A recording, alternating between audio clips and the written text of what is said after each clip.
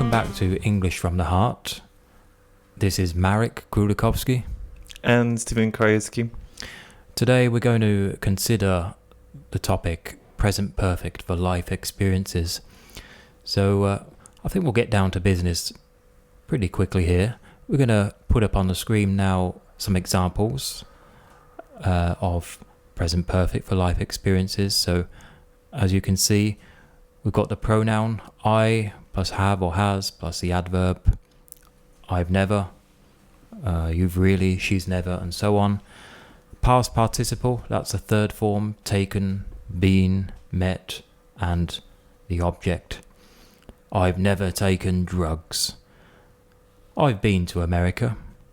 She's never written a fiction book. We've never eaten sushi, and so on. So, no real details here about when, just that the life experiences have occurred. Now we're getting to the heart of the matter, deciding whether you want to use the past simple or the present perfect. And this rather depends upon whether you wish to exactly state when the action took place. So, put them up on the screen now, Marek. Let's compare A, Marek went to Krakow last month, and B, yeah, Marek's been to Krakow before. So, as you can see in A, we are rather concerned with when the action took place, last month.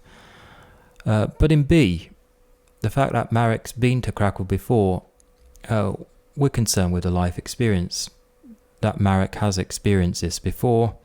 There are no specific time references here. All we know that Marek has been to Krakow in his life. Now in this particular example, B, Marek's been to Krakow before, we don't actually know how many times he's been there, but when using the present perfect to introduce life experiences, it's common to add the number of times something has happened. So let's extend that. Yeah, Marek's been to Krakow before. In fact, I reckon he's been there 4 or 5 times since he caught the travel bug in his late teens. 4 or 5 times he's been to Krakow. We don't know when. We don't know the last time. We don't know the first time. Over to the master. Marek, have you ever been to Krakow before? Yes, I've been to Krakow before. I was in 2020. You went there in 2020. Was that the last time you were there? Yeah, 2023, I suppose. So I would put exact date. I mean, not the date, but time. Referring time. Mm-hmm. So is it the norm that probably the present perfect always go with past simple there? Yeah, well, we'll get into that now. Marek's got a point. They go hand in hand. Now, I think Marek does know the theory, needs a bit of help to reorganize his ideas, actually. And I'm going to show him how to do that. Again, just a bit of a reminder, in fact. So, let's say you use the present perfect to introduce the life experience it is you want to talk about. So, let's say you've been asked the question, have you ever been to Paris before? Now, I think it's a great idea to organize your answer, organize your speech in terms of numbers. So let's imagine the first line would be present perfect. So we can use a number 1. Have you been to Paris before?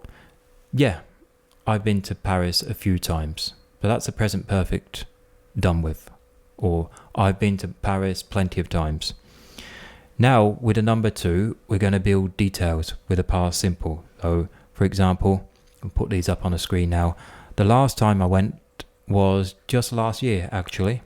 Number 2, past simple. Number 2, past simple, I went with my wife and we visited many of the major museums. So you can see here, we're building details, past simple, past simple.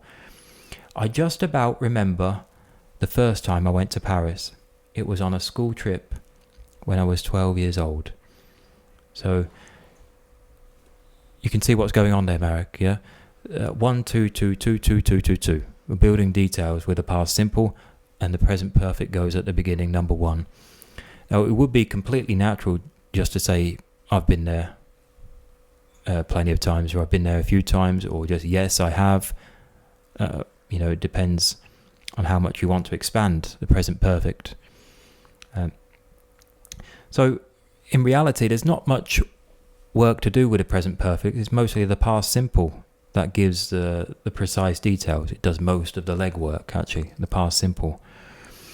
So we use present perfect only to refer to the life experience. You've been there before, and then it's done. Well, that's it. Yeah, that's what I'm arguing here. And there were no rules really how to teach this, but I think it's better to have a mental picture here of the numbers 1, 2, 2, 2, 2. So, Marek, I think in theory you do know all this, but let's try an example with you. Have you ever been to Malta in your life? Yes, I've been to Malta once. I went to Malta 7 years ago. It was my first visit. Keep building details then. Where did you stay? Now, these are the questions you've got to think about. Where did you stay? What did you do? Who did you go with? How many days? What did you eat? Details. Okay, we stayed there for 10 days.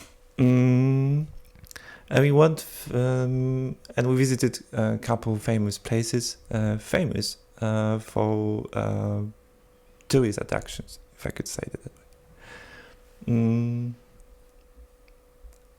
Yeah, right. That's all. Yeah, Marek's got the idea. So there you go, the 1, 2, 2, 2, 2. Now, moving on to the fourth point, and that is about typical errors that students make when it comes to the present perfect for life experiences. So, yeah, adding details with the present perfect instead of the past simple. So here's one true example from a student who talked about his time on the Greek island of Zakynthos. I asked this student, have you ever been to Rhodes? He said, and it's on the screen now, I haven't, but I've been to Zakynthos. A fair start. And then he went on to say, I've been to 4 or 5 places on the island. So this is where you want to switch to the past simple. You want to get into the details. So instead of I've been to, better to say I visited or I went to. Interchangeable, I think. I would probably rather go with visited. Anyway, second area, saying I've been in or I was never in instead of I've been to or I've not or never been to. So we prefer the verb to in English, not in, like in many Slavic languages, Polish for example, Serbian, etc. Now many of my Polish students would say I've never been in instead of I've never been to, and connected with mother tongue interference, Marek, which we discussed in the first video. So, yeah, I was never in Greece. Sounds awkward. Sounds awkward. And in Polish, that would be? Nigdy nie byłem w Grecji. Right. I was never in Greece. That's what the Polish students often say. Now, if they're more advanced, they might use a present perfect, but might still say in. So I've never been in Greece. And this is because of the Polish preposition. Is that right, Mark? V? Yes, that's right. In is direct synonym or translation to v. Right, so they might say... The counterpart. Indeed, the counterpart. I've never been in Greece, but we want that too. I've never been to Greece. So another reason students might say in, I've never been in, is because they're not aware that been is actually the third form of the verb go. They might just associate the verb form been with the verb be. Of course, it's more natural to say I was in than I was to. So this might be why they say I've been in. They don't realise that been is actually related to go and not be. Anyway, final error I want to mention, and that is using the present perfect with the phrase the first time or the last time. So these are typically associated with the past simple, the first time and the last time.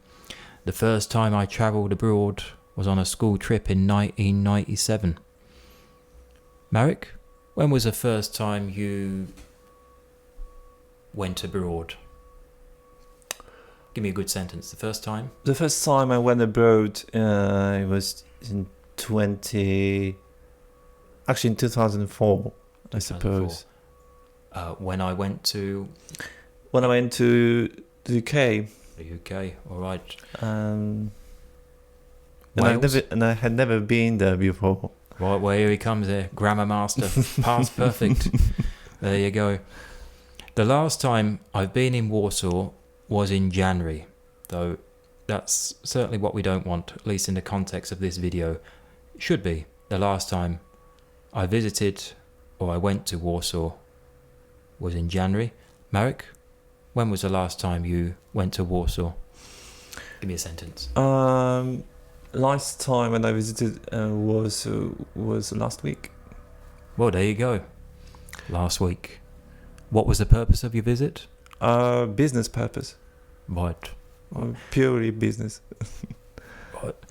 Business, not pleasure. Let's not ask any more then. Right. Well, that's it, I think, in essence. So just to summarise, we've gone through today why it's important to introduce your life experiences using the present perfect and then move to the past simple for specific details.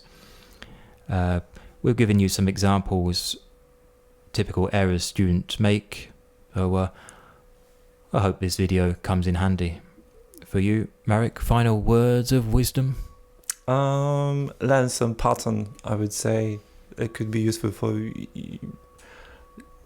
students' experience. So first, think about life experience, and then you can use past simple as referring the time, exact time.